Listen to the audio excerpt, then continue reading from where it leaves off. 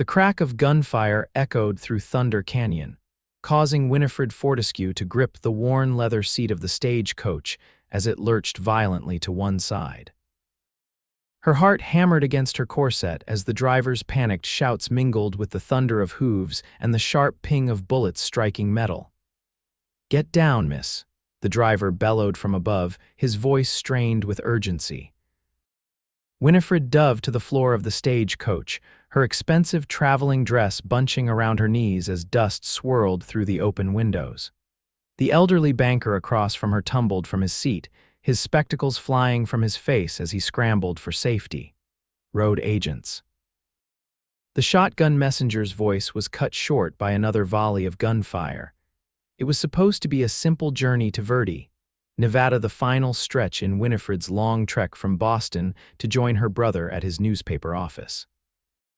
At 22, she had finally convinced her parents that the West held better opportunities than a stifling arranged marriage to one of Boston's aging businessmen. Now, as the stagecoach rocked precariously on the edge of the canyon trail, she wondered if she'd made a terrible mistake. "Stop the coach and throw down the strong box," a gruff voice commanded from outside. The driver yanked on the reins, bringing the 6-horse team to a sliding halt that nearly tipped the coach. Winifred steadied herself against the seat, her fingers finding the small derringer her brother had sent her a lady's gun with just 2 shots. Hardly enough for the half-dozen bandits she'd glimpsed through the swirling dust. Suddenly, new gunfire erupted, different in cadence and direction. A confident voice called out from the ridge above. "That's far enough, boys, you're outgunned." Through the window, Winifred caught sight of a lone rider positioned on the rocks above, his rifle aimed with deadly precision. He fired again, and one of the bandits cried out in pain. "It's Xavier O'Malley," one of the attackers shouted, his voice cracking with fear. "Let's get out of here," the bandits scattered, their horses' hooves thundering away down the canyon. Winifred watched in amazement as the lone rider descended from the ridge, his movements fluid and assured as he guided his dappled gray stallion down the treacherous slope. As he approached the stagecoach, Winifred got her first clear look at their savior. Xavier O'Malley sat tall in the saddle, his broad shoulders tapering to a lean waist. Beneath the shadow of his wide-brimmed hat, piercing blue eyes surveyed the scene with practiced vigilance. A star-shaped badge glinted on his dust-covered vest. "Everyone all right in there?" He called, dismounting in one smooth motion. The driver leaned down, his face pale beneath his weathered tan. "Marshal O'Malley, damn fine timing. Them road agents nearly had us." Xavier nodded grimly, approaching the stagecoach door. "Anyone hurt?" When he pulled the door open, his eyes met Winifred's. For a moment, neither spoke. Winifred became acutely aware of her disheveled appearance, hair falling from its careful arrangement, dress smudged with dust, derringer still clutched in her trembling hand. "Madam," he said, tipping his hat. "You can put that away now. Danger's past." Winifred quickly tucked the small gun back into her reticule. "Thank you, Marshal. Your intervention was most timely." His eyes crinkled slightly at the corners. "Boston?" he asked, easily placing her accent. "Yes, I'm Winifred Fortescue. I'm traveling to Verdi to join my brother." "Thomas Fortescue, the newspaper man, you know my brother?" Winifred asked, surprised. "Miss Fortescue, everyone in this territory knows your brother. Man's made as many enemies as friends with that printing press of his." A slight smile softened his weathered face. "I count myself among the friends, though." The elderly banker beside her finally found his voice. "What about the strongbox, Marshal? Wells Fargo won't be happy if it's safe," Xavier interrupted, helping Winifred down from the coach. His hand was calloused but gentle. "They didn't have time to take anything, but this stretch of canyon has become dangerous lately." The stagecoach driver climbed down, examining a bullet hole in the side of the coach. "Damn near took my head off. This is the 3rd attempt this month." Xavier's expression darkened. "That settles it. I'll escort you folks the rest of the way to Verdi." "Is that really necessary?" Winifred asked, though the idea of traveling without protection made her stomach clench with anxiety. Xavier turned those intense blue eyes on her again. Miss Fortescue, those men knew the stagecoach schedule. They were waiting for you, and they ran when they saw me, which means they'll be back when I'm gone. So yes, madam, I believe it's necessary." She nodded, suddenly grateful for his commanding presence. "We've still got 20 miles to Verdi," the driver said, "and daylight's wasting." "Then we'd best get moving," Xavier replied, returning to his horse. As he mounted, he cast one more glance at Winifred. "Stay sharp, Miss Fortescue, we're not out of danger yet." Winifred settled back into the coach, watching through the window as Xavier took position alongside. Despite the lingering fear from the attack, she found herself studying the marshal's strong profile against the late afternoon sky. There was something compelling about him, a quiet strength that seemed as much a part of him as the badge he wore. As the stagecoach lurched forward once more, Winifred realized her heart was still racing, though whether from the attack or the marshal's steady gaze, she couldn't quite say. The stagecoach rattled over the rough terrain, each jolt reminding Winifred of their precarious situation.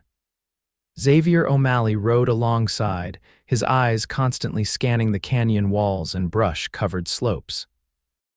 Occasionally, he would break away, riding ahead to check a bend in the trail or circling behind to ensure they weren't being followed. "First time out west?" the elderly banker asked, finally retrieving his spectacles from the floor and adjusting them on his nose. "Yes," Winifred replied, her gaze drifting back to the window where she could glimpse the marshal returning from another scouting ride. "My brother has been writing to me about Nevada territory for years. He believes there's opportunity here for everyone, even women." The banker snorted. "Territory's no place for a proper lady, especially Verdi, mining town full of rough men and rougher women." "My brother says it's changing," Winifred countered. "The railroad's coming through, there are families settling, schools being built." "True enough," the banker conceded. "But for every family man, there's 3 outlaws and 5 fortune hunters passing through." The stagecoach slowed as they approached a creek crossing, and Xavier rode up alongside Winifred's window. "We'll stop here briefly to water the horses," he informed her. "Might stretch your legs if you'd like. We've still got a good 12 miles ahead." When the coach came to a halt, Xavier was there, offering his hand to help Winifred down. She accepted it, noticing how he seemed to take extra care with her while efficiently assisting the other passengers. "Have you been marshal in Verdi long?" she asked, walking with him toward the creek while the driver tended to the team. 3 years, Xavier replied. "Before that, I rode with the Rangers in Texas, then took a badge in Colorado for a spell." "You've seen a great deal of the frontier, then?" Xavier nodded, his gaze still alert even in conversation. "Too much, some might say. What brings a Boston lady all the way to Verdi? Your brother's been established here for some time without family joining him." Winifred hesitated, unsure how much to reveal to this stranger who nonetheless had already saved her life.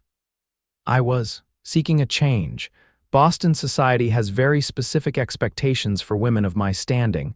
Marriage to some banker twice your age."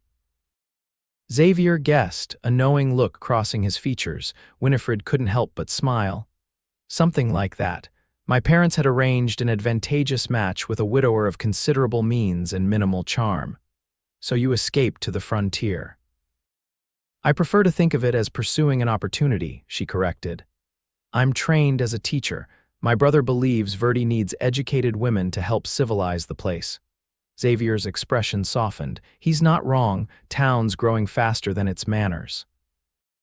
A shout from the driver interrupted their conversation. "Marshal, riders coming." Xavier's hand instantly went to his holstered pistol as he positioned himself between Winifred and the approaching threat. Squinting into the distance, his shoulders relaxed slightly. "It's all right," he called back. "It's Jennings and his men from the Verdi Mining Company." 3 riders approached at an easy canter, the lead man raising his hand in greeting. "Marshal O'Malley, didn't expect to find you out this way." "Stagecoach ran into trouble," Xavier explained. "Crawford's gang, I suspect." The mining company man dismounted, eyeing the bullet holes in the coach. "Getting bold, aren't they? We've had problems with them at the payroll shipments, too." While the men discussed the bandit problem, Winifred observed the way others naturally deferred to Xavier. Even these rough-looking mining company men showed him respect that seemed born of more than just his badge. When they resumed their journey, the mining company men rode with them as additional protection. Winifred found herself watching the changing landscape as they gradually descended from the canyon. The stark beauty of Nevada territory was unlike anything she'd seen in the East, rugged, untamed, and strangely compelling. Rather like the Marshal himself, she thought, catching another glimpse of Xavier as he rode past her window. As the sun began its descent toward the western mountains, the landscape opened up to reveal a valley nestled between rocky slopes. In the distance, Winifred could make out clustered buildings, some with proper shingled roofs, others mere canvas tents. Verdi. "Almost home," the banker commented, noticing her interest. "Not much to look at compared to Boston, I expect." "It's exactly as my brother described it," Winifred replied, unable to keep the excitement from her voice despite the day's ordeal. This dusty frontier town represented freedom to her, freedom from stifling expectations and predetermined futures. Xavier rode up alongside the coach once more. "We'll be in town in about 20 minutes, Miss Fortescue. Your brother's office is just off the main street. Would you like me to send word ahead of our arrival?" "That's very kind, but I'd like to surprise him," she answered. "He's not expecting me until tomorrow's coach." Xavier nodded.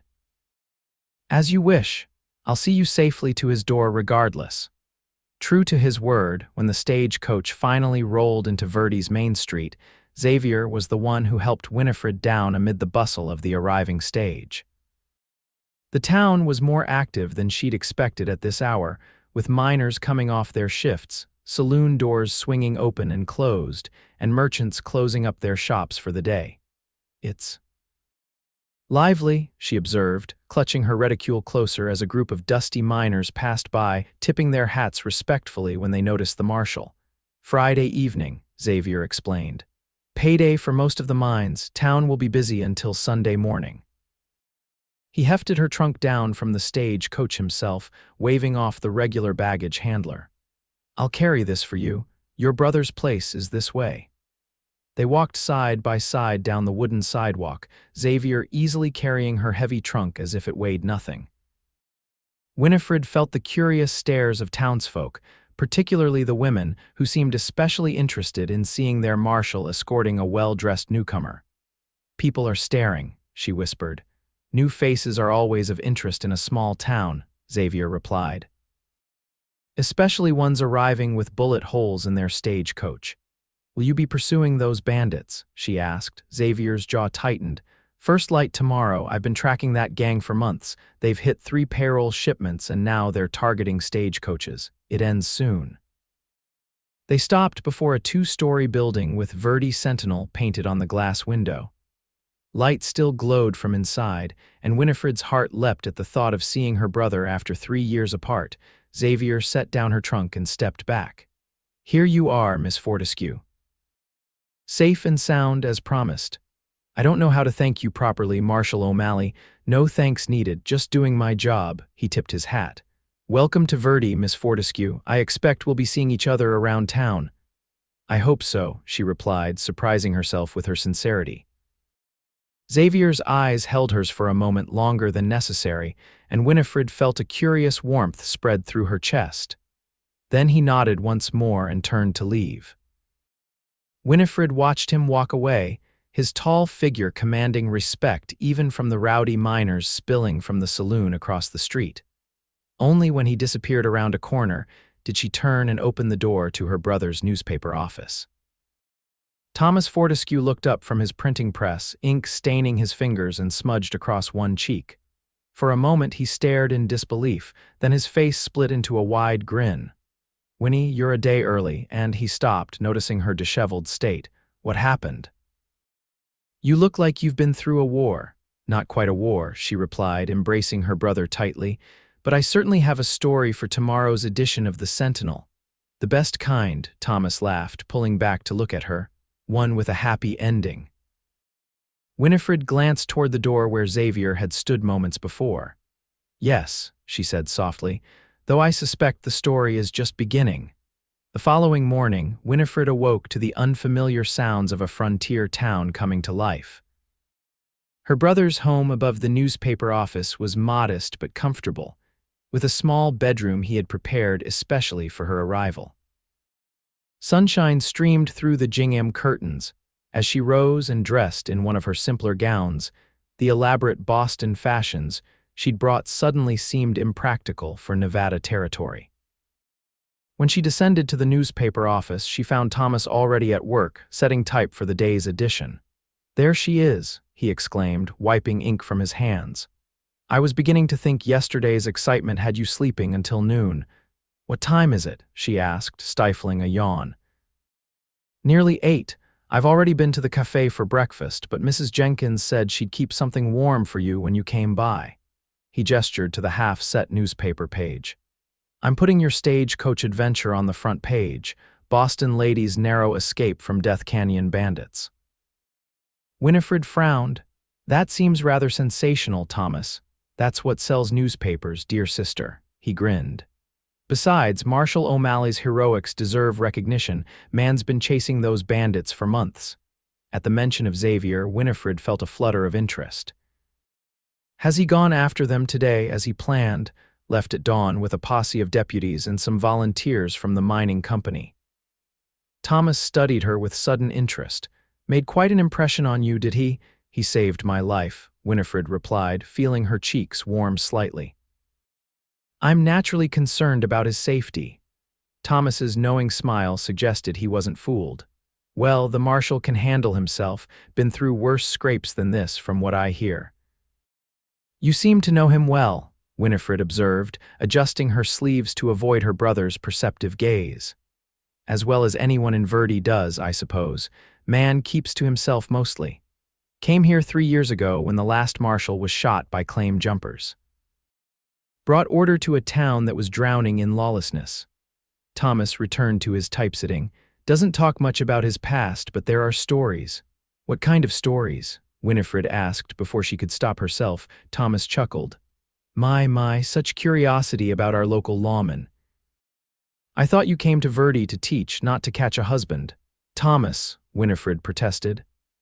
"I merely asked a simple question about a man who saved my life yesterday. There's nothing improper about that." "Of course not," he teased. "Well, if you're so interested in local history, why don't you deliver these newspapers to the merchants on Main Street? Best way to get acquainted with your new home." An hour later, Winifred found herself walking along Verdi's main thoroughfare, a stack of newspapers tucked under her arm. Despite the town's rough edges, she found it fascinating, a place of contradictions where crude mining shacks stood alongside an elegant new hotel, where Chinese laundrymen worked across the street from a milliner's shop that wouldn't have looked out of place in Boston. At the general store, the proprietor introduced himself as William Jenkins. "My wife mentioned you'd be coming by for breakfast," he said warmly. "She's kept a plate warm for you in the back room of our cafe next door, and welcome to Verdi, Miss Fortescue.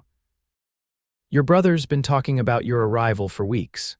"Has he?" Winifred smiled, touched by her brother's enthusiasm. "I hope I live up to expectations." "Well, we're mighty pleased to have a proper teacher coming to town. The school committee meets tomorrow evening at the church, if you'd like to attend. They're eager to meet you." After delivering the remaining newspapers and enjoying Mrs.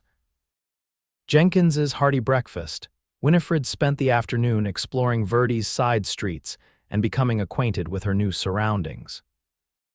Despite Thomas's warnings about the town's rougher elements, most people she encountered were welcoming and seemed genuinely pleased at the prospect of having a schoolteacher in residence.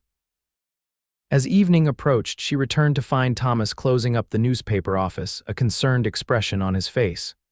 "What is it?" she asked immediately. "The posse has returned," he said. "There was trouble in the canyon, ambush." Winifred's heart seemed to stop.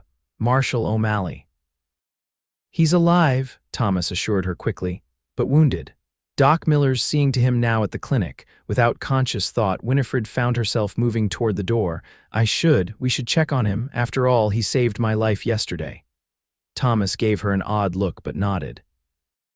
"All right, the clinic's just down the street." They arrived at the doctor's office to find several townspeople gathered outside, speaking in hushed tones. Inside, Dr. Miller was just finishing bandaging Xavier's shoulder while the marshal sat stoically on the edge of an examination table, his face grim beneath a layer of trail dust. "Marshal," Thomas greeted him, notebook already in hand. "The whole town's talking about the ambush." "Care to give the Sentinel the official account?" Xavier looked up, his expression softening slightly when he noticed Winifred standing beside her brother. "Miss Fortescue, settling in all right?" "Yes, thank you," she replied, trying not to stare at the blood-stained bandages. "Though I'm distressed to see you injured so soon after our meeting." "Flesh wound," he dismissed, though the tightness around his eyes suggested otherwise. "Crawford's gang was waiting for us. They've got a lookout system through the canyon now." "Any casualties?" Thomas asked, scribbling notes. "Johnson from the mining company took a bullet in the leg. He'll recover. We lost Simmons, though." Xavier's jaw tightened. "Good man, leaves a wife and 2 children." Winifred's hand flew to her mouth. "How terrible." "Yes, madam, it is." Xavier stood carefully, nodding thanks to the doctor. "And why I need to organize another posse. Crawford can't be allowed to control that canyon. It's the main route to Virginia City and the mines." "You're not going anywhere tonight," Dr. Miller said firmly. "That shoulder needs rest. The bullet may have missed anything vital, but you've lost blood and the wound could still fester." Xavier looked ready to argue, but instead sighed heavily. "Fine, first light tomorrow then." "Marshal," Winifred stepped forward hesitantly, "perhaps you should consider a different approach. These men clearly know the canyon better than anyone." Xavier's eyes narrowed slightly.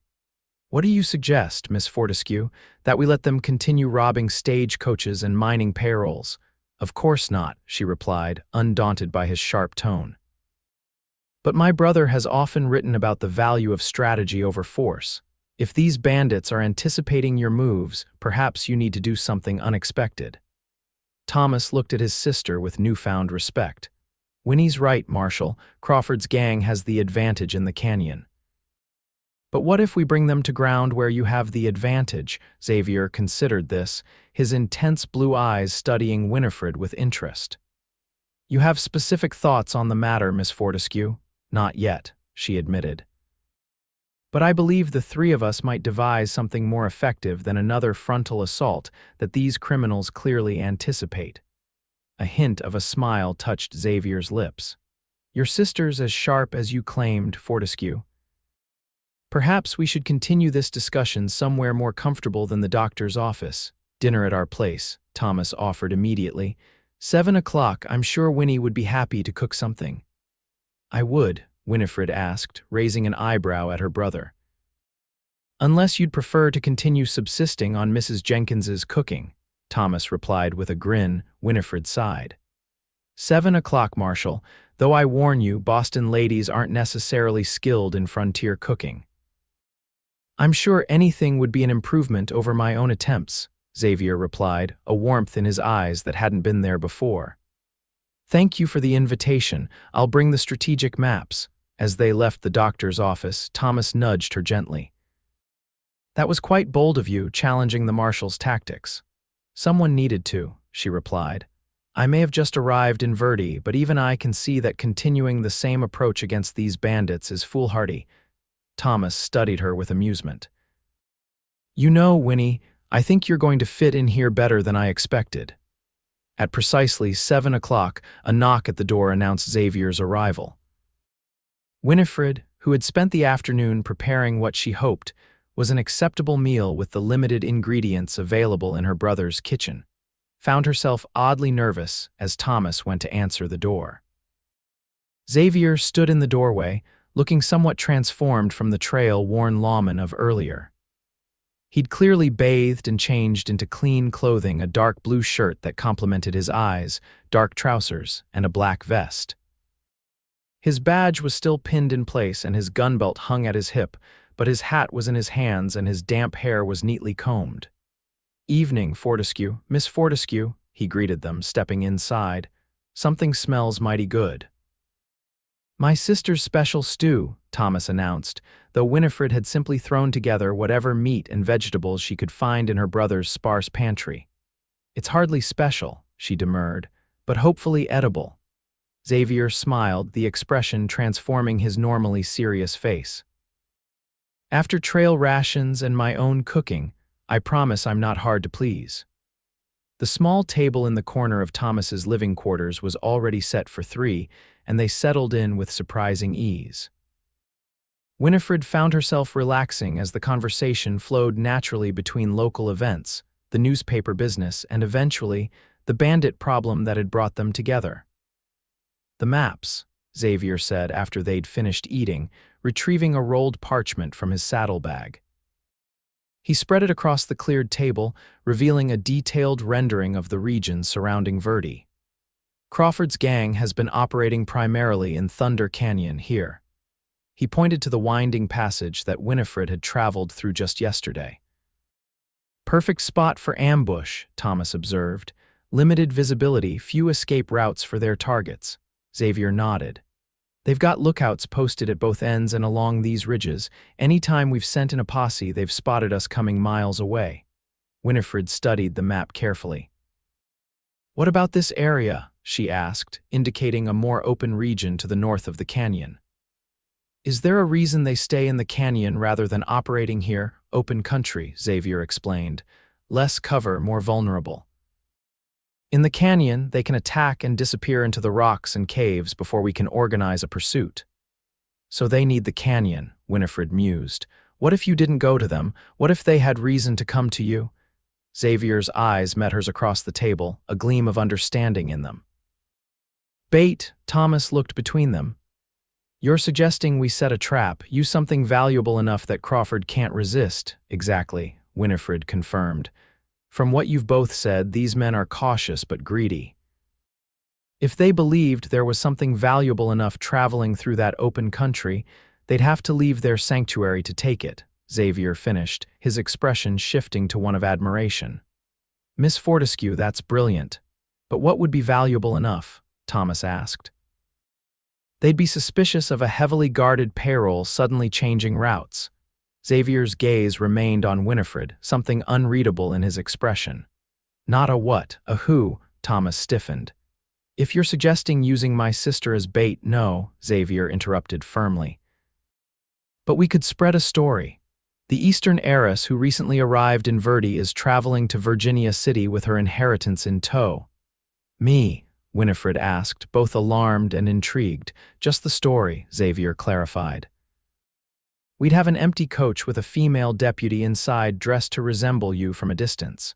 The real valuable cargo would be the posse waiting in strategic positions." Thomas frowned. "It could work, but it's risky if Crawford doesn't take the bait." "He will," Xavier said confidently. "These men have been growing bolder. A wealthy Eastern lady traveling with a fortune would be irresistible." "I could contribute to the story," Winifred offered. "Make a show of visiting the bank, perhaps discuss investment opportunities with the mine owners where others might overhear." Xavier nodded appreciatively. "Perfect. The town gossips would spread the news faster than the telegraph. It would need to be convincing," Thomas cautioned. "Crawford has informants in town. Then we'll make it convincing," Winifred said with growing enthusiasm for the plan.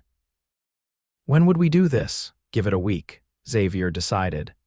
"Time for your story to spread and become embellished in the telling. We'll need to coordinate with trusted deputies and volunteers." As they continued refining the details of the plan, Winifred found herself drawn deeper into conversation with Xavier. His strategic mind impressed her, as did his unwillingness to risk innocent lives. There was something compelling about the way he considered each aspect of their scheme, methodical but imaginative, careful but bold when necessary. When the evening finally drew to a close, Xavier rolled up the map and thanked them for both the meal and the strategy session. "This plan has a real chance of success," he said, his eyes meeting Winifred's again. "Thank you for the fresh perspective, Miss Fortescue. I'm happy to help," she replied. "After all, I have a personal interest in seeing these bandits brought to justice." At the door, Xavier paused. Miss Fortescue, I understand you're meeting with the school committee tomorrow evening. Yes, she confirmed, surprised by his knowledge of her plans. I serve on the committee, he explained. Town marshal has certain civic responsibilities beyond keeping the peace. I see, Winifred said, inexplicably pleased by this information. Then I look forward to seeing you there, Marshal O'Malley. Xavier, he corrected, then looked slightly embarrassed. When we're not discussing official business, I mean. Xavier, she repeated, liking the sound of it. And you must call me Winifred. His smile returned, warming his features. Until tomorrow then, Winifred. After he left, Thomas gave his sister a knowing look. Well, don't start, Thomas, she warned, beginning to clear the dishes. I wasn't going to say anything, he protested innocently. Just noting that our town marshal seems quite taken with my brilliant sister. He appreciates a good strategy, that's all, Winifred insisted, though she couldn't quite suppress her own smile. Now help me with these dishes and tell me more about this school committee I'll be facing tomorrow. The week that followed was a flurry of activity for Winifred. The school committee had enthusiastically approved her teaching credentials and offered her the position of schoolmistress for Verdi's newly established school, set to open in 2 weeks' time. The building itself was still under construction, a simple but sturdy structure at the edge of town, and Winifred found herself deeply involved in planning the curriculum and ordering necessary supplies. Throughout it all, she crossed paths with Xavier frequently. Sometimes their meetings seemed coincidental at the general store or the post office or walking along Main Street. Other times, they were clearly orchestrated, such as when he offered to show her the school building's progress or invited her to tour the safer parts of town under his protection. Each encounter deepened Winifred's fascination with the marshal. Beneath his stern exterior was a thoughtful, intelligent man with surprising knowledge of literature and history. He spoke little of his past, though occasional references suggested an education more formal than most frontier lawmen possessed. Meanwhile, their plan to capture Crawford's gang proceeded smoothly. Winifred played her part flawlessly, making a show of discussing her inheritance in public places and consulting with the bank manager about substantial deposits she planned to transfer to Virginia City. Thomas supported the ruse with strategic mentions in the newspaper, referring obliquely to substantial Eastern capital arriving in our humble town. By Friday evening, when Winifred joined Xavier and Thomas at the marshal's office to finalize their trap, the rumors had grown to magnificent proportions. According to Mrs. Jenkins at the cafe, you're now carrying $50,000 in gold coins and jewels, Xavier reported with amusement as he locked the office door behind them. And you're the daughter of a Boston banking magnate fleeing an arranged marriage, Winifred laughed. Well, the latter part isn't entirely fiction. The best lies contain elements of truth, Thomas noted, spreading out the map once more. So tomorrow's the day, everything's arranged, Xavier nodded, his expression turning serious. Deputy Clara Wilson will be dressed as Winifred in the coach. She's about the same height and build, and from a distance, the resemblance should be sufficient. The coach will leave at 10 in the morning, taking the north route here. He traced the path on the map. My most trusted deputies and volunteers will be positioned along these ridges, with another group following at a distance. What about you? Winifred asked. I'll be riding point, but out of sight of the road. If Crawford takes the bait, we'll have him surrounded before he realizes what's happening. Thomas studied the map. And you're certain they have informants watching Winifred's movements? Positive, Xavier confirmed grimly. We've identified at least 2 men who have been paying unusual attention to the comings and goings at your office and the bank. They're not local, and they match descriptions of known associates of Crawford. Winifred felt a chill at this information. They've been watching me. Xavier's expression softened as he met her concerned gaze.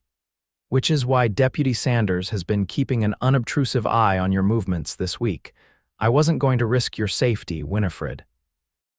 The use of her first name in front of her brother seemed to come naturally now, and Thomas raised an eyebrow but said nothing.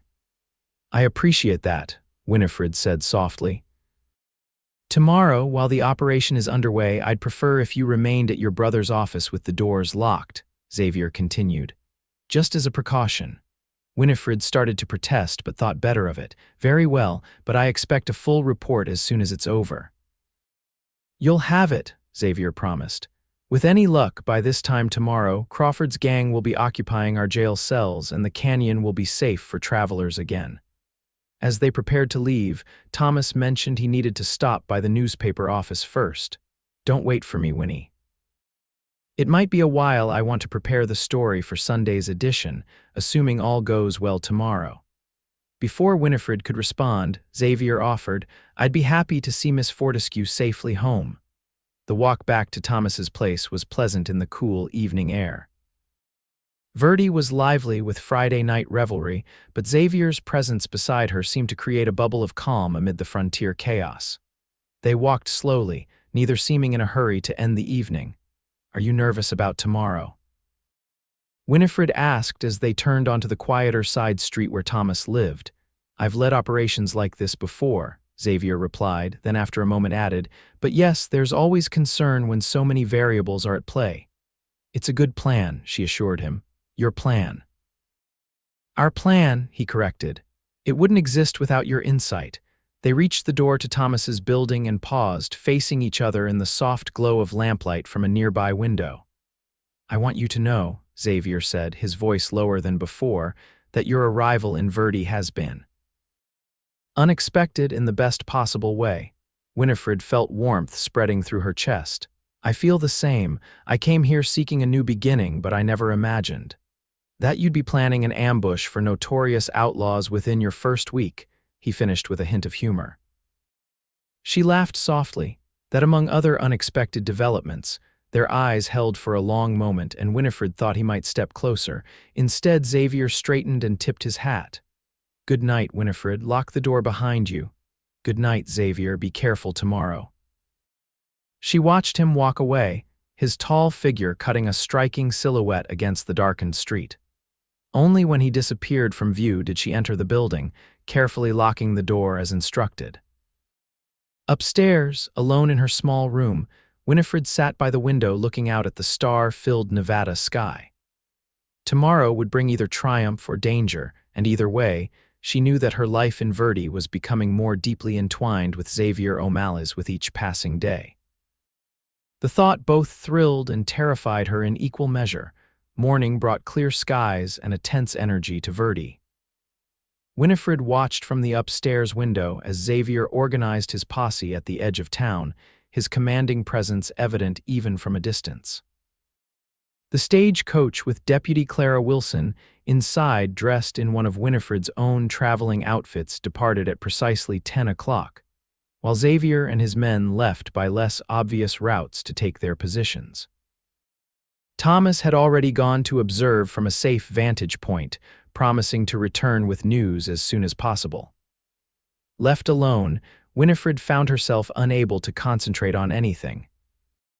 She attempted to review her curriculum plans for the school, but abandoned them after reading the same paragraph 3 times without comprehension. The minutes crawled by with excruciating slowness.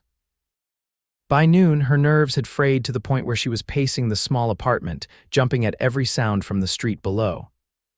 When a knock finally came at the door, she rushed to answer it, then remembered Xavier's warning. "Who is it?" she called cautiously. "Thomas, open up, Winnie." She unlocked the door to find her brother grinning broadly, his notebook clutched in one hand. "It worked," he announced triumphantly, stepping inside. "Crawford took the bait exactly as planned. Tell me everything," Winifred demanded, closing the door behind him. The gang attacked the coach about 7 miles north of town, just where Xavier predicted they would. They surrounded it, demanding the lady's valuables, and found themselves surrounded in turn by Xavier and the posse. Thomas's eyes gleamed with excitement. There was a brief shootout, but Crawford's men were outgunned and outmaneuvered. 3 were wounded, including Crawford himself, but none killed. They've all been taken into custody. Relief flooded through Winifred. And our side, was anyone hurt? Minor injuries only. One deputy took a bullet graze to the arm. Clara's find said it was the most excitement she's had since coming to Verdi. Thomas began flipping through his notes. This will make a magnificent front page. Marshal's clever trap snares notorious bandits. What do you think? I think you should mention it was a collaborative effort, Winifred suggested, unable to suppress her smile. Where is Xavier now? Processing the prisoners. There's quite a crowd gathered outside the jail. Town hasn't seen this much excitement since the silver strike last year. Thomas gave her a knowing look. He asked about you, first thing after the dust settled. Before Winifred could respond, another knock sounded at the door. This one was firmer, more authoritative. Thomas opened it to reveal Xavier standing there, still dusty from the trail but with a satisfied expression on his face. I thought you'd want to know personally that Crawford and his entire gang are behind bars, he said, his eyes finding Winifred's immediately. Your plan was a complete success. Our plan, she corrected, echoing his words from the previous evening. Please come in. Xavier stepped inside, removing his hat. I can't stay long, still have depositions to take and telegrams to send to the territorial authorities. But you came here first, Thomas observed with thinly veiled amusement. Must have been important. Xavier cleared his throat. I wanted to express my gratitude for Miss Fortescue's assistance. Without her insight, we might still be chasing shadows through the canyon.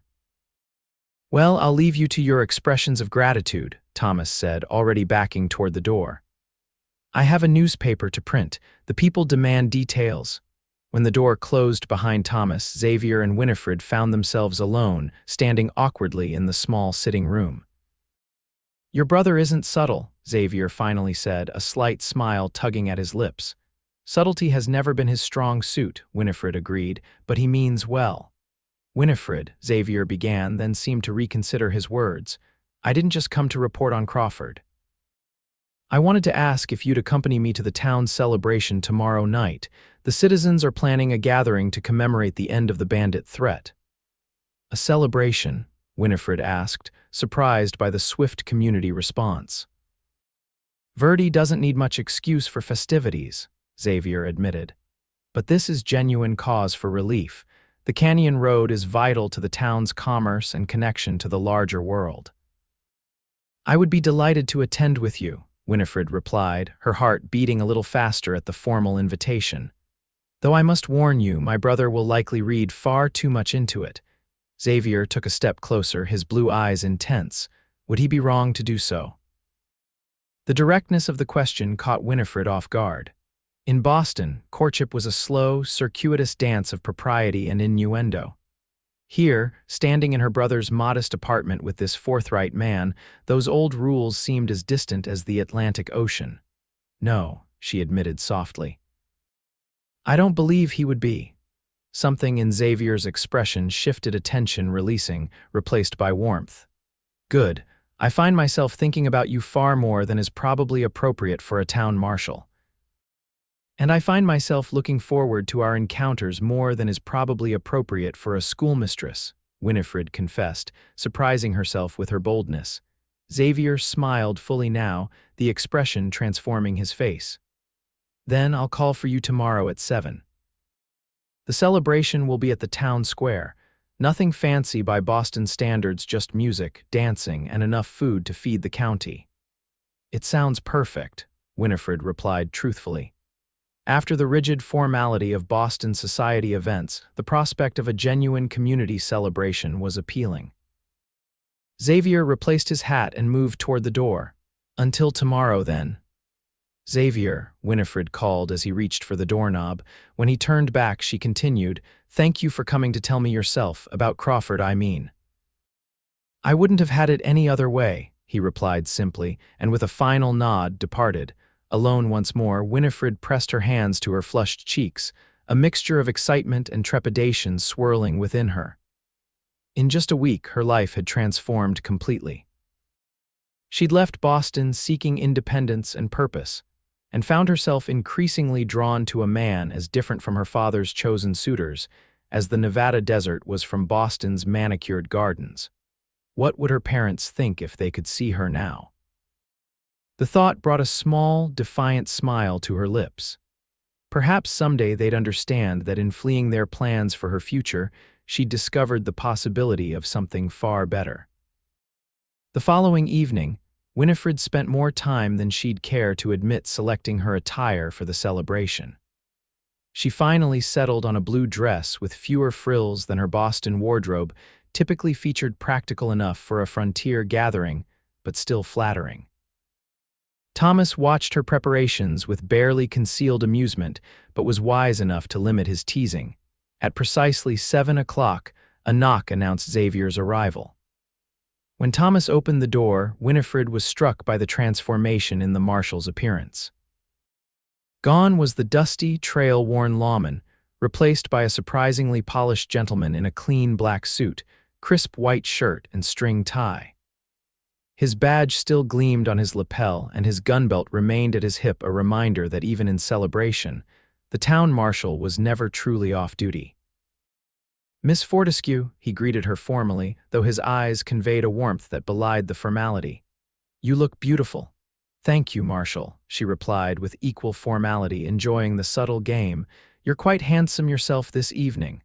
Thomas rolled his eyes at their exchange. Yes, you both look splendid. Now go enjoy yourselves before I'm forced to witness any more of this proper courting ritual." Xavier offered Winifred his arm. "Shall we?" The town square had been transformed for the occasion. Lanterns hung from ropes strung between buildings, casting a warm glow over the proceedings. Tables laden with food lined one side, while a cleared space in the center served as a dance floor. A small band of musicians had already begun playing, their lively tunes drawing couples to dance. "It's wonderful," Winifred breathed, taking in the scene. Despite its simplicity compared to Boston's elaborate social functions, there was an authentic joy here that she found captivating. "Wait until you try Mrs. Jenkins's apple pie," Xavier said, guiding her through the crowd. "Worth the journey from Boston all by itself." As they made their way through the celebration, it seemed everyone wanted to greet the marshal and meet his companion. Winifred was introduced to dozens of townspeople, from miners and shopkeepers to the mayor and bank president. She was surprised by how many already knew who she was. "Word travels fast in Verdi," Xavier explained when she commented on this. "Especially when it involves the new schoolteacher and the town marshal attending a celebration together." "I see. So we're already the subject of speculation." "Afraid so," he confirmed, looking not at all concerned by the fact. "Does that bother you?" Winifred considered this. In Boston, such public attention on an emerging courtship would have been scandalous. Here it felt different, more genuine interest than malicious gossip. "No," she decided. "It doesn't bother me at all." The evening progressed with a natural ease that surprised Winifred. She and Xavier shared a meal at one of the tables, joined occasionally by various townspeople but finding plenty of moments for private conversation. He told her more about his years in Texas and Colorado, while she shared stories of her teaching experiences in Boston and her long-held desire to venture west. When the band struck up a waltz, Xavier stood and offered his hand.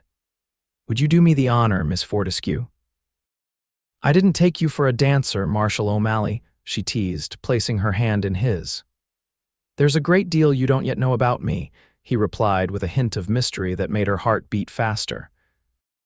On the dance floor, Winifred discovered yet another surprise. Xavier moved with confident grace, leading her through the waltz as skillfully as any Boston gentleman. His hand at her waist was respectful but warm, and she found herself moving closer than strict propriety might dictate. "Where did you learn to dance like this?" she asked, genuinely curious. A shadow passed briefly over his features. "My mother insisted all her sons learn proper social graces. She had aspirations beyond our circumstances." "You have brothers," he corrected quietly. "Two, both gone now." "I'm sorry," Winifred said, sensing the pain behind his simple statement. "My parents and younger sister are still in Boston. I miss them, despite our differences." "Family is complicated," Xavier acknowledged. "My father was a judge in Missouri before the war, believed in law above all else. When he died, I was just 15. Mother tried to maintain his standards, but times were hard." It was the most he'd shared about his past, and Winifred recognized the significance of this small confidence. "Is that why you became a lawman, to follow in his footsteps?" Xavier's expression softened. "Partly, though my path wasn't quite as direct as that. There were some detours along the way." The music changed to a livelier tune, and other dancers surrounded them, making further intimate conversation difficult. They continued dancing through several more songs, Winifred feeling increasingly comfortable in Xavier's arms. When they finally stepped away from the dance floor, both slightly breathless, he suggested a short walk. "It's a beautiful night," he observed, guiding her toward the edge of the celebration where the noise dimmed somewhat. "And I find myself wanting to talk with you without half the town listening in." The night air was cool but pleasant as they strolled along the edge of the town square. The stars above Nevada seemed brighter and more numerous than Winifred had ever seen in the east, creating a canopy of diamond-like points against the velvet darkness. "You know," Xavier said after a comfortable silence, "when I first saw you in that stagecoach, disheveled from the attack but still clutching that small derringer like you were prepared to take on Crawford's entire gang yourself, I knew you were different from any woman I'd met before." Winifred laughed softly at the memory. "I must have looked a fright." "You looked magnificent," he corrected seriously. Brave and determined, his sincerity touched her deeply. "I was terrified, actually, but my brother always said that courage isn't about not feeling fear, it's about facing it." "Wise man, your brother," Xavier observed, despite his lack of subtlety. They had wandered to a small garden beside the church, where a bench sat beneath a cottonwood tree. By unspoken agreement, they settled there, the sounds of the celebration a pleasant backdrop to their conversation. "Winifred," Xavier began, his tone more serious than before, "I need to be honest with you about something." A flicker of apprehension passed through her. "That sounds ominous." "It's not, at least. I hope you won't think so." He shifted to face her more directly on the bench. "I've developed feelings for you that go beyond admiration for your bravery or intelligence. I know we've only known each other a short time, but life on the frontier has taught me not to waste opportunities when they present themselves." Winifred's heart raced at his directness. In Boston, such a declaration might come only after months of formal courtship. "I appreciate your honesty," she replied carefully, "and I find myself similarly affected. It's surprising even to me how quickly I've come to care for you." Xavier's expression lightened. "Then I'd like your permission to court you properly, Miss Fortescue, with your brother's approval, of course, though I suspect that's already secured." "I would like that very much," Winifred said, unable to suppress her smile. "Though I warn you, a Boston lady has high standards." "And a Nevada marshal is nothing if not persistent," he returned with matching warmth. Then, more seriously, "You should know that being associated with me comes with certain complications. The badge makes enemies as well as friends." "I've already helped you capture a notorious outlaw gang," Winifred pointed out. "I believe I understand the risks." Xavier chuckled. "Fair point." He hesitated, then reached for her hand, enveloping it in his larger one. "There's something else you should know. Before I came to Verdi, I was tracking a man who murdered my younger brother in Colorado. That quest led me here, though the trail has gone cold. I may someday need to resume that search." The revelation surprised her, but also explained the sadness she sometimes glimpsed behind his eyes. "I'm so sorry about your brother, Xavier. If that day comes, I hope you'll let me help you as you've helped me." His grip on her hand tightened slightly. "You continue to surprise me, Winifred Fortescue." In the distance, the band struck up a slow, romantic melody that drifted through the night air. Without speaking, Xavier stood and drew Winifred to her feet, pulling her gently into his arms. There, beneath the cottonwood tree with stars shining overhead, they danced slowly, closer than they had dared in public. "I never expected to find someone like you in Verdi," Winifred admitted softly. "When I left Boston, I was seeking independence, not this." "And yet here we are," Xavier murmured, his voice deep and rich in the quiet garden. "Perhaps some journeys lead us to destinations we never knew we were seeking." As the music swelled in the distance, Xavier's hand gently tilted her chin upward. His eyes asked a silent question, and Winifred's answering smile gave permission. Slowly, giving her every opportunity to pull away, he lowered his lips to hers. The kiss was gentle yet profound, a promise and a beginning wrapped into one tender moment. When they finally parted, Winifred felt as though something fundamental had shifted within her, as if her journey west had finally reached its true purpose. "We should return to the celebration," Xavier said reluctantly, "before your brother organizes a search party." "Yes," Winifred agreed, though neither made an immediate move to leave. "But perhaps we could return here tomorrow. I'd like to hear more about your brothers if you're willing to share." Xavier's expression softened with gratitude. "I'd like that very much." Hand in hand, they walked back toward the lights and music of the celebration, both sensing that their individual paths had now irreversibly merged into a shared journey, one that had begun with danger in a canyon, but promised to lead somewhere far more beautiful. The weeks that followed were among the happiest of Winifred's life. The school opened to great community fanfare, with 27 students ranging from 6 to 16 years of age enrolling for instruction. Despite the challenges of teaching such diverse ages and abilities in one classroom, Winifred found the work deeply satisfying, particularly when she saw the genuine hunger for knowledge in children who had previously had limited educational opportunities.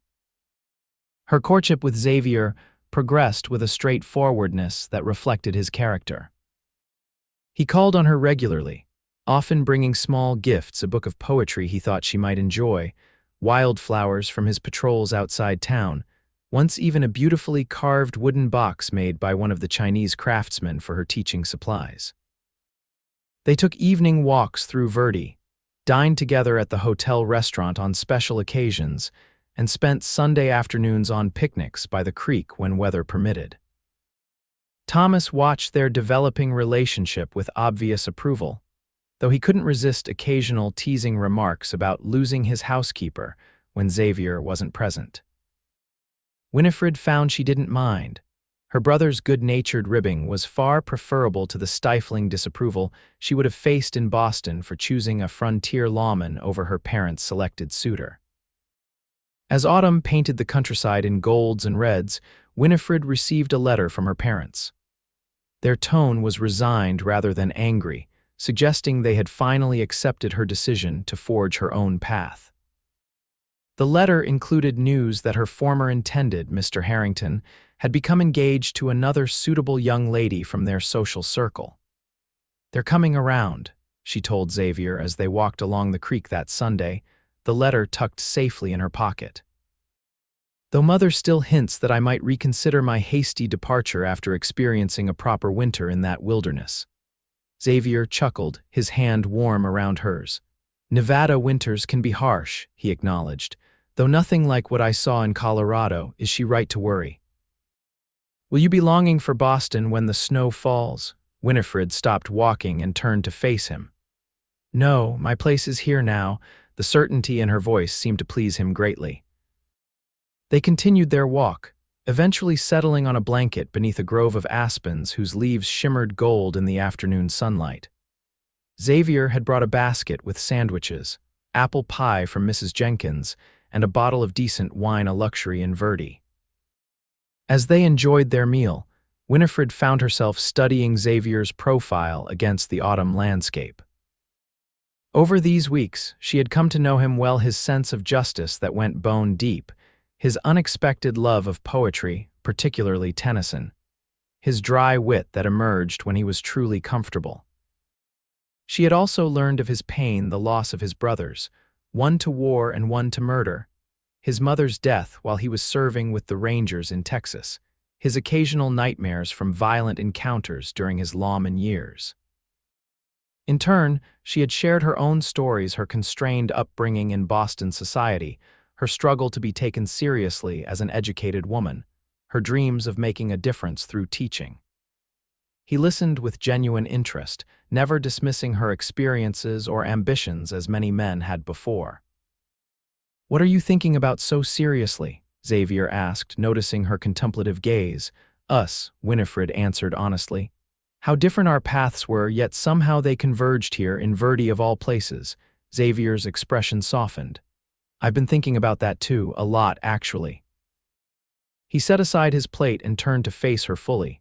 Winifred, there's something I need to ask you. The solemnity in his tone sent a flutter through her chest. Yes. These past weeks have been the happiest I can remember. You've brought something to my life I didn't even know was missing.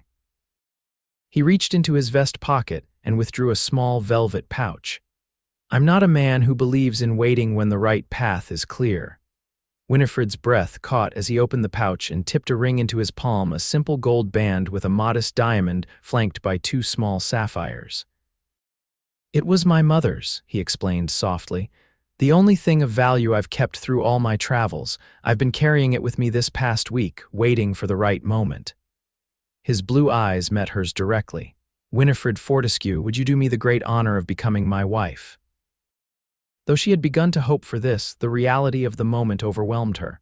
Tears sprang to her eyes as she nodded. Yes, she managed, her voice thick with emotion. Yes, Xavier, I would be honored. With slightly trembling hands, he slipped the ring onto her finger. It fit nearly perfectly, a sign, perhaps, that this union was meant to be. When he looked up again, the joy in his eyes matched her own. Your brother will be insufferably smug about this, Xavier noted with a hint of humor. Winifred laughed through her tears. Unbearably so. We'll never hear the end of it. Xavier reached out to gently brush a tear from her cheek. Worth it, though, entirely worth it, she confirmed, leaning forward to seal their engagement with a kiss. The ride back to town was filled with shared plans and dreams. Xavier owned a small house at the edge of town, modest but sturdy, with room for expansion as needed. Winifred could continue teaching. The school board had already extended her contract for the following year based on the enthusiastic response to her methods. We should marry before winter sets in, Xavier suggested as they approached town. November, perhaps. That would give us time to prepare properly. November would be perfect, Winifred agreed, still admiring how the ring caught the late afternoon sunlight. A small ceremony at the church, with the town invited afterward for a celebration. Simple but meaningful. Thomas's reaction to their announcement was indeed smug satisfaction, though genuine happiness for his sister shone through his teasing. About time, Marshal, he declared, pumping Xavier's hand enthusiastically. I was beginning to think I'd need to write an editorial urging you to propose. Thomas, Winifred protested, though she couldn't maintain her indignation through her own happiness. Well, this calls for a proper celebration, Thomas continued, undaunted. I've been saving a bottle of real French champagne for a special occasion, and I can't imagine one more special than this. As they toasted their engagement, Winifred felt a sense of rightness that transcended her every expectation. When she'd boarded that stagecoach in Boston, she could never have imagined that a bandit attack in a canyon would lead to the greatest happiness she'd ever known. Over the next weeks, preparations for the wedding occupied what little free time Winifred had outside her teaching duties. The women of Verdi rallied around her with surprising enthusiasm, offering to help with her dress, planning the refreshments for the reception, and decorating the church. Even her students became involved, the older girls helping to create paper flowers for decorations, while the boys cleared and leveled the ground behind the church for the celebration. Xavier was kept busy with his martial duties, particularly as word spread that Crawford's gang had been associates of a larger network of outlaws operating throughout the territory. Telegrams arrived regularly requesting information or coordination with other lawmen, and twice, Xavier had to ride to Virginia City for meetings with territorial officials. Despite these demands, he made time each evening to visit Winifred, often bringing updates on the improvements he was making to his house.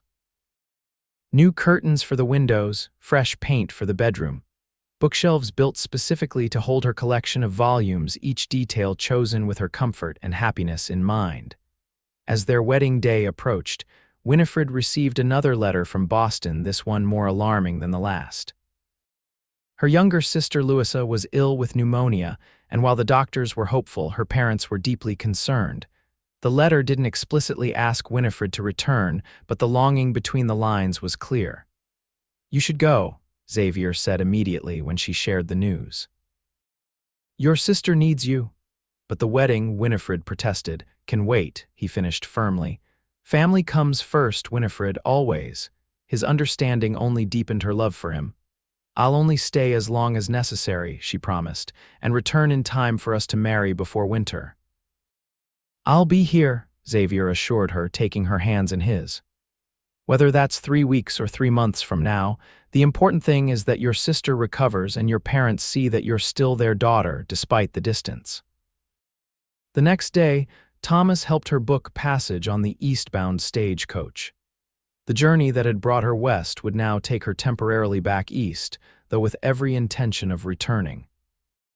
As she packed a small trunk with essentials, Winifred found herself reflecting on how much had changed in the months since her arrival in Verdi.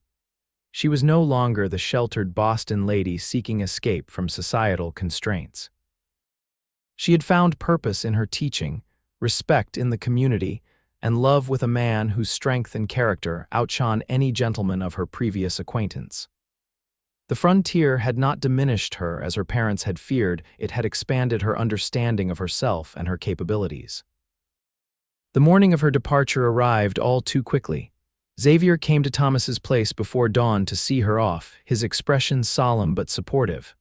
"I have something for you," he said, handing her a small package wrapped in brown paper. "For the journey." Inside, Winifred found a small leather-bound book, a journal with blank pages and a beautiful fountain pen. "So you can record your thoughts," he explained, "and perhaps write to me when time allows." "I'll write every day," she promised, deeply touched by the thoughtful gift. When the stagecoach arrived, Xavier carried her trunk out and secured it to the roof. Thomas hugged her tightly, extracting promises to telegraph upon her arrival and give his regards to their parents. Finally, it was Xavier's turn to say goodbye. He took her hands in his blue eyes intense in the early morning light. "Be safe," he said simply. "Remember that you have a home here now, with me." "I'll remember," Winifred replied, her voice steady despite the ache in her heart, "and I'll return as soon as I can." He kissed her then, not caring about the curious eyes of the stagecoach driver or the few early risers on the street. When they parted, he helped her into the coach with gentle hands. "I love you, Winifred Fortescue," he said, the first time he'd spoken those words directly.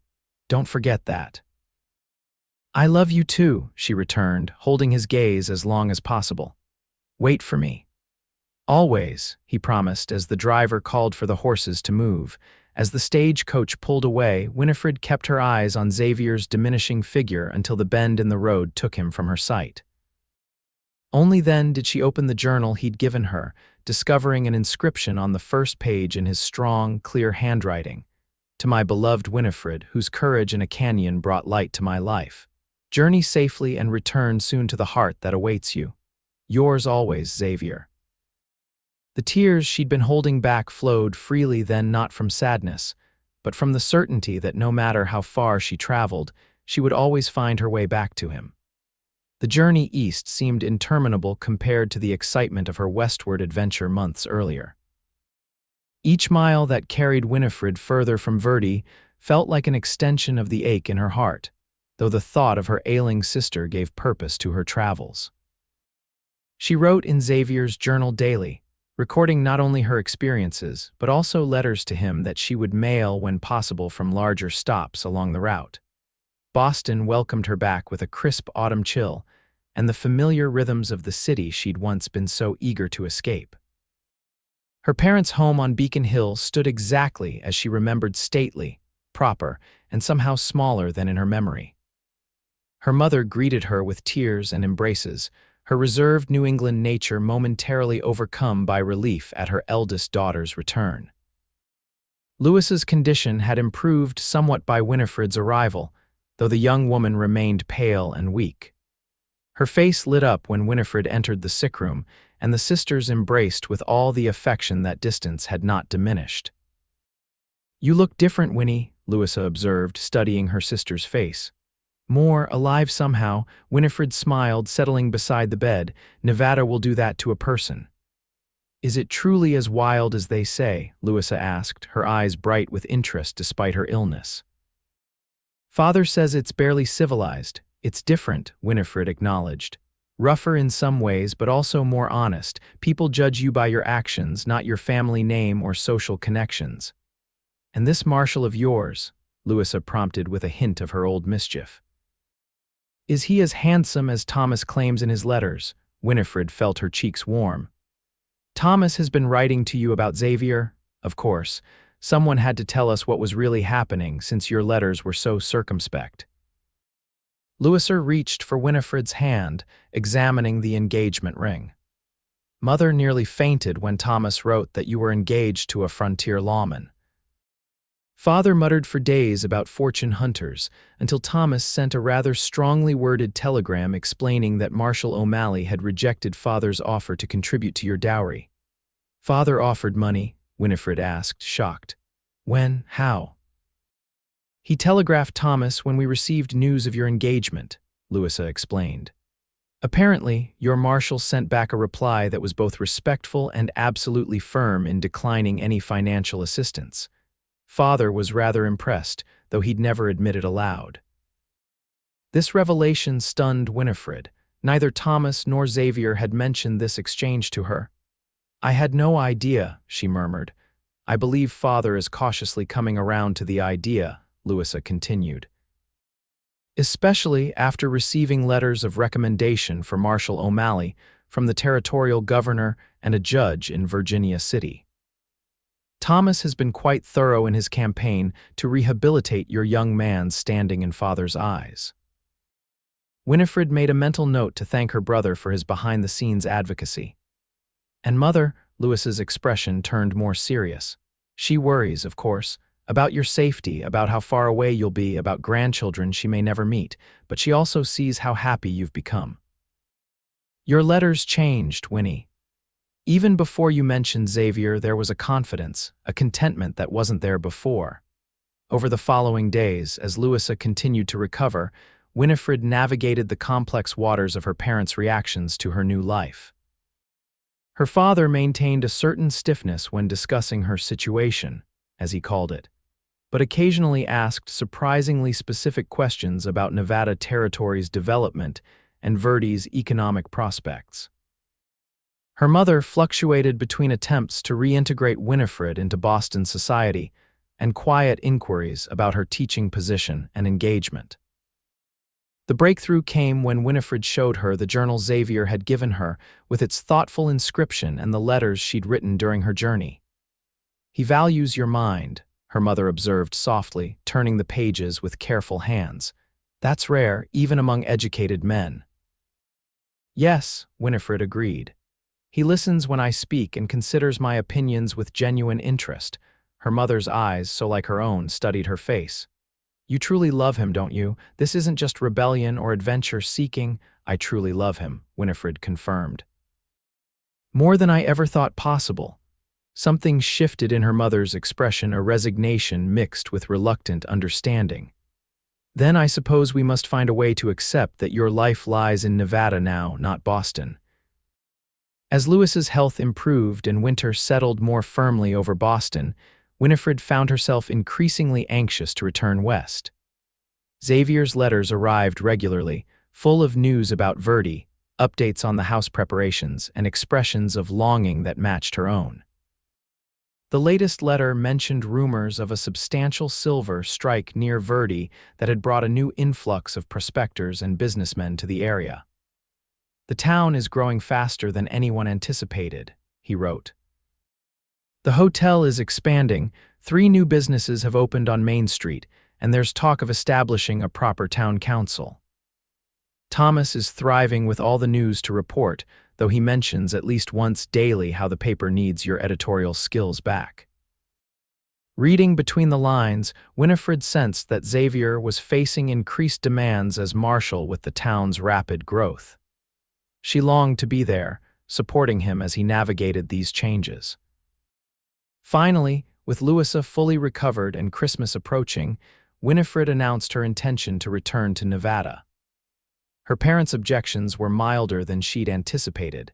suggesting that her time at home had indeed helped heal some of the breach her departure had created. "You'll return for a visit in the summer?" her mother asked as they prepared for Winifred's departure. "Perhaps bring your husband. We should meet the man who has captured our daughter's heart so completely." "We'll try," Winifred promised, touched by the olive branch being extended. "When the weather makes travel easier."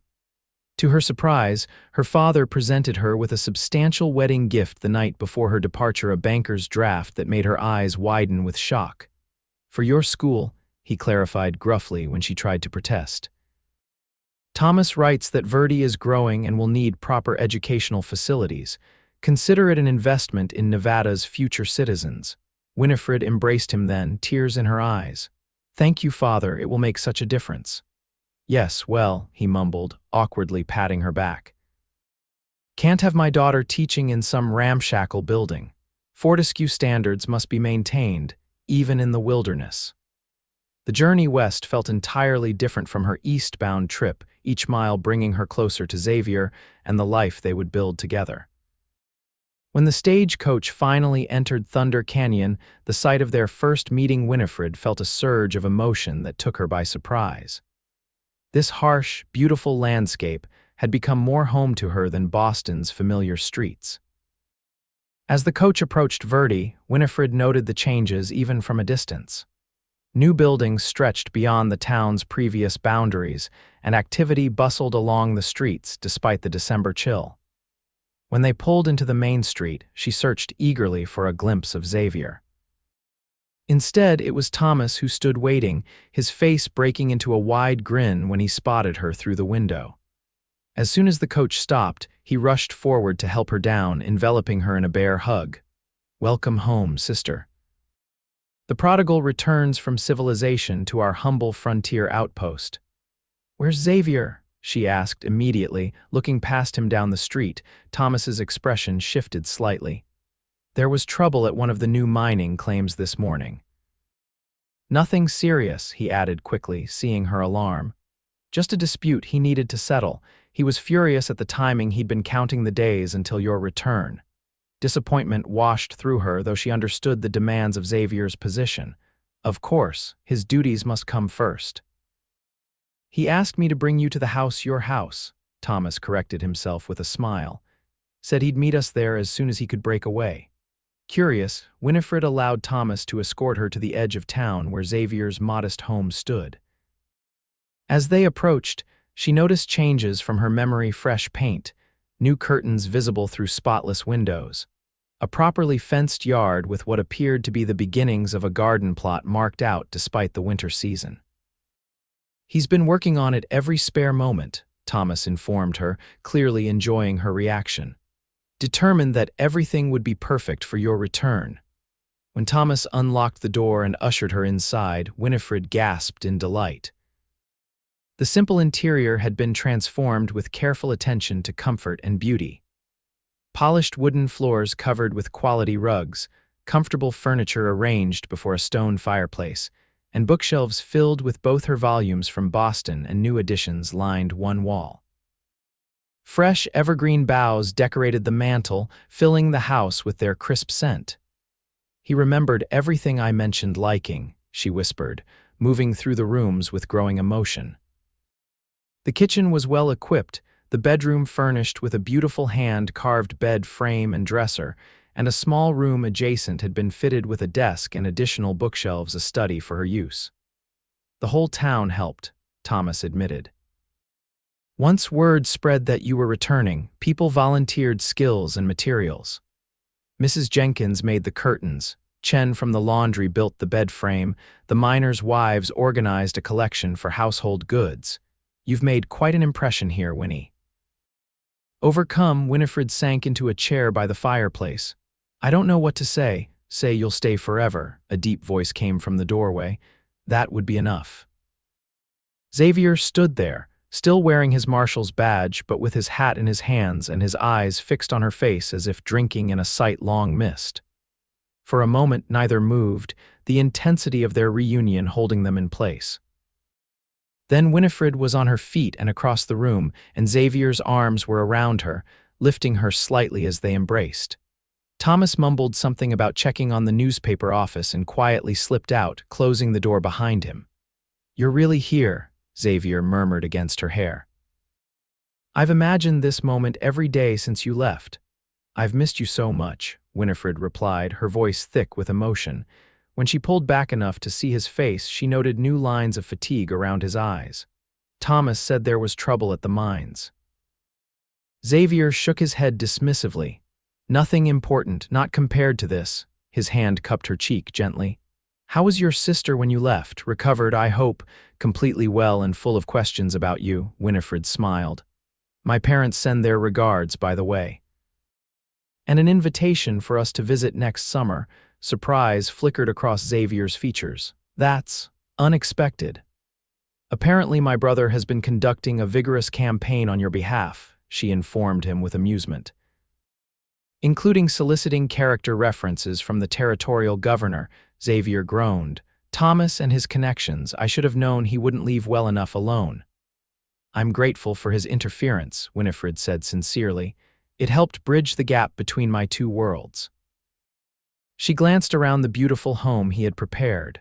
"Speaking of which, the house is wonderful, Xavier. I can't believe how much you've accomplished while I was away." "I wanted it to be worthy of you," he replied simply. Then, with a hint of nervousness unusual for him, he added, "There's one more thing, a question really. Yes, I know we planned to marry before winter, but that time has passed while you were in Boston." He took her hands in his. "Christmas is next week.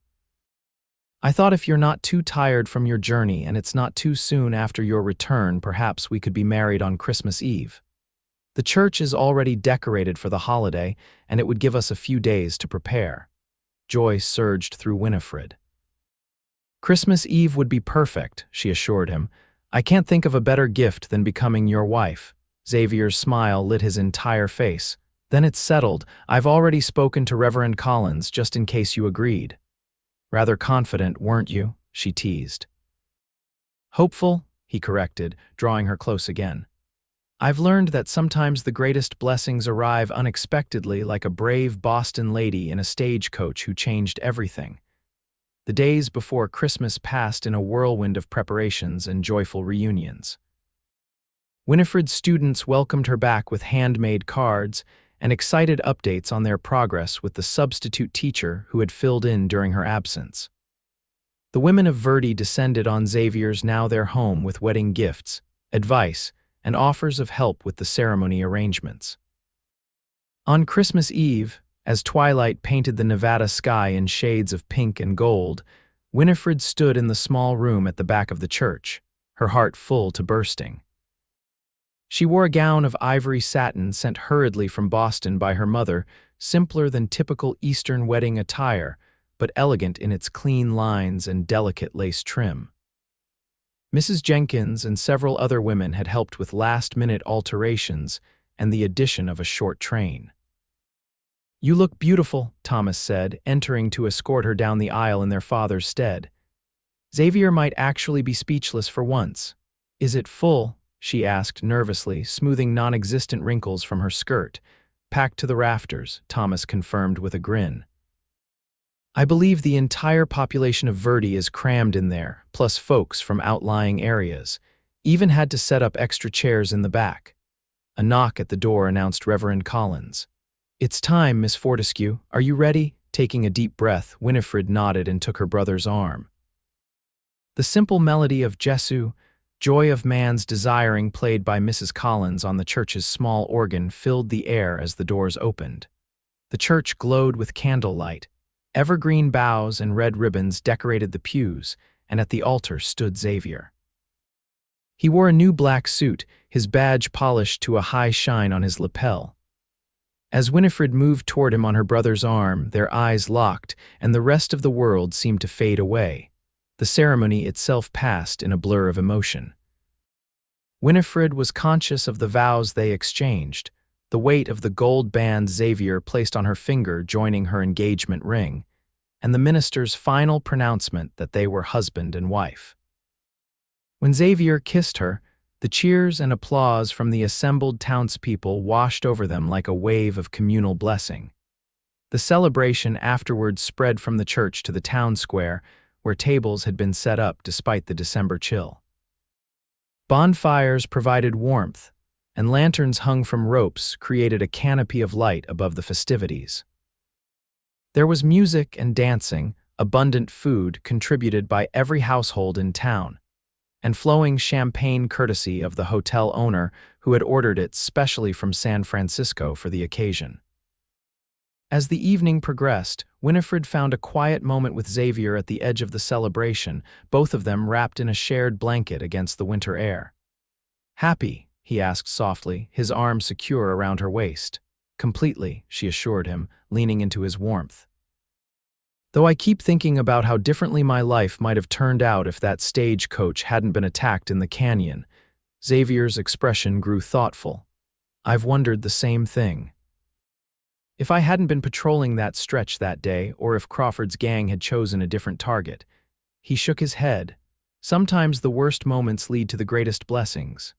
"A philosophy worthy of Emerson," Winifred observed with a smile. "I was thinking more along the lines of my mother's favorite saying," Xavier replied. "God works in mysterious ways, but never without purpose." Winifred turned in his arms to face him fully. "Then I'm grateful for the mystery that brought us together, Marshal O'Malley." "As am I, Mrs. O'Malley," he murmured before claiming her lips in a kiss that promised a lifetime of adventures yet to come. Years later, when their children asked how they met, Xavier and Winifred would exchange a knowing look before beginning the tale that had become family legend. "It was in Thunder Canyon, when your mother's stagecoach was attacked by bandits." And though the telling might be simplified for young ears, the heart of the story remained unchanged: how danger in a canyon had led to love, and how a Boston lady and a frontier marshal had found in each other the home they had each been seeking all along.